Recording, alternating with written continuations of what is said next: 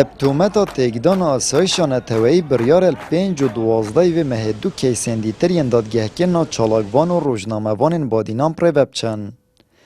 Kesûkarên van zîndaniyan bihêvîne ku dadgeheka serbexwe û dîr ji destêwerdanên hizbî pire vebçêt.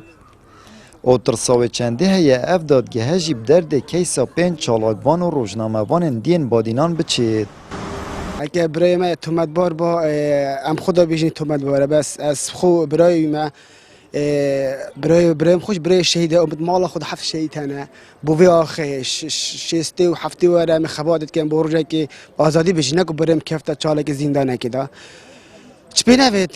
بگونه تلویر هم داخواست دوباره شمیات که اینکو بین اثر خط نتوید ایتی قصل خانی تایبت سر که هریمه کیس کدی دستی دا پشکا مازه بوید که کو بیت سر خط و میشین افوا که آن بو همی برادران در بکت. او توانت اوجد بشن کو انیت اها بهوب کنها. که انیت یعنی انیت تشتکی حصانی نگو بجم صبحی من انیت است بچم فلان عردی بلکه انا چموی عردی. اگر توان اگر با یعنی حتی نو که بگمان دازانی نه سوای برای چوان آن زانم یعنی معقول نینه. افجا هم دواش همیلانت سیاسی کن کو خلوه کیسب کنه خودان. و ام سپاسیا وان لعنت که اینه تانها یعنی پشتوانیا زندانیت بادینان کری وقت چالاکوان و روزنامه‌وان که گلگ لعنت سیاسی پشتوانیا خود دیارگیری مدوید همی لعنت سیاسی چون که اول بگن نهن اگر اول بین حکومتان صباحی دورامه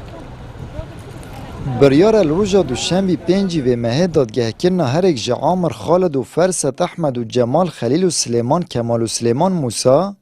el dadgeha ketina duya hevlêrê pire vebçêt. Kesûkarên wan jî dibêjin tûmetên buhatîne duristkirin bê binemane û cihêpêkenînê ne ku ew jî sîxuriye bo Amerîka û Brîtanya û Mustafa Kazimî Serokvezîrên Iraqê û Diktor Berhem Salih Serok Komar.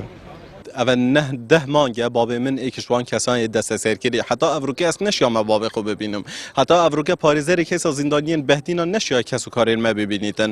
تنانت یعنی ویگاوه حاول دادن که نهلن ام به رأی خو و پاریزران بخوال بجریم وانا دویتن یعنی او پاریزرین حکومت ام پاریزرین آسایش تل بجریدن ام بکنه پاریزرین کس از زندانیان بهدینان ام وی چنده رد کن به همیشه ویگه اگر حکومت حریم کردستانیان آسایش هولر محکمه توانا دویا هولر پاریزران بو مپل بجرید ام و محکمه دی بایکوت کین و به هیچ شیوهی که ما اف پاریزره و اف کسان نوید چونکه پاریزر این کیسا زندانیان بهدینان پاریزر دی دیارن پشتی ده ماهش دست سرکرنا وان بریار الپنجی و mehê dadgehkirina pênc çalakvanên diyên badînan pire vebçêt.